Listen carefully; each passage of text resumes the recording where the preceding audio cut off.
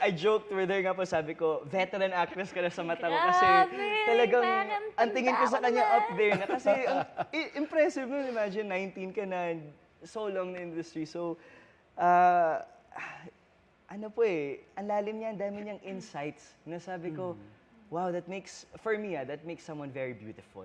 Kasi when it comes from the inside, lumalabas yan. Ang gaganda namang sinabi mo kay Jill. Meron ka bang gustong i-improve sa kanya? Kung alimbawa, ikaw yung tatanungin. Alimbawa, tanungin ka ni Jill yan. Michael, ano ba sa tingin mong pwede kong i-improve sa sarili ko? This has come up in a conversation before. We said communication. Communication for her.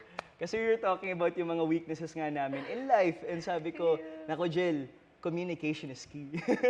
Sorry na minsan kasi hindi ko nasasagot yung messages niya. Hindi lang sa Ano, akin. pasensya. Pero nag-improve na ba siya in terms of expressing herself? Super po. Months na later, it's nice seeing her being able to open up na parang we see each other as friends na and someone that we can talk to, ano man yan.